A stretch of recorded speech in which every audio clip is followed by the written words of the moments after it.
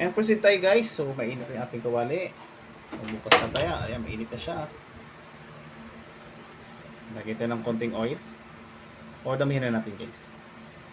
Ayan. Sakto lang naman siya yung takal ng ating oil. So ayan. And then proceed tayo sa ating mayroong garlic guys. So kasi yung aking pork sisig ay mayroong garlic.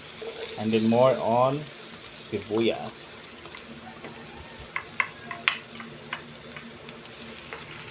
Ayan, yung ating pork sisig. I-twist lang natin yung ating sisig guys. And after that, nalagyan na natin yung ating onion or sibuyas guys. And so, lutuin lang natin ng konti.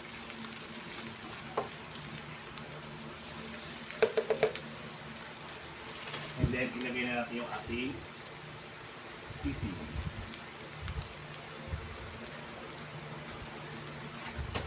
So, gumamit ako nitong brand. Ito guys, ayan. Not sponsored this one guys. Add ko na to kasi medyo nag-brown na yung ating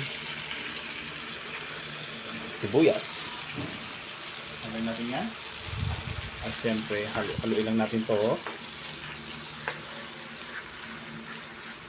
Ang ating sisig. Gusto ko kasi guys yung maiba ang lasa. Gusto ko medyo maanghang din siya. So para dumami yung ating sisig na pork. Ayan.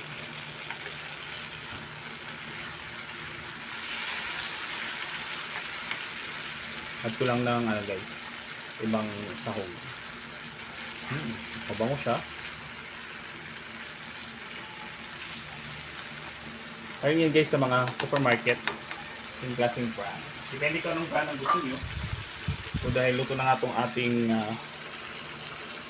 sisig, so add ko na yung ating pangpaanghang. Ayan. Yung siling haba o green.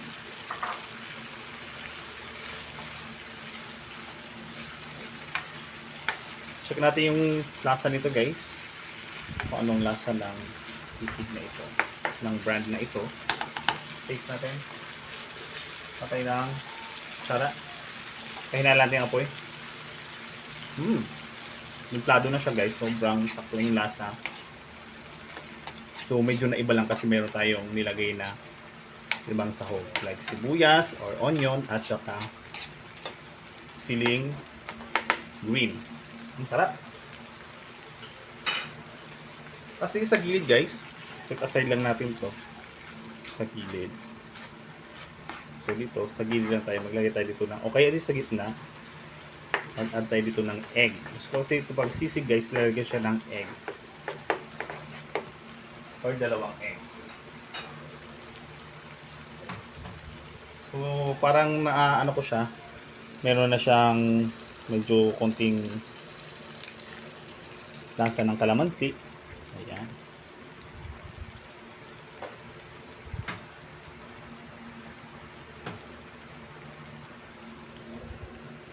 Add lang natin ng dalawang egg.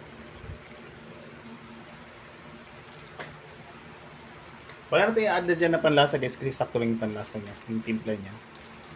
So yan. Siyempre kakain tayo ng guys mamaya ng ating pork sisig. Pwede natin ito ihalo guys. Ayan. Diba? Medyo dumami yung ating sisig na nabili kasi gawa ng ating nilagay na sa sahog. Dumami na siya. Good for 6 person na to guys. Yung mga 6 person na to. Yan. 6 nga talaga siya guys.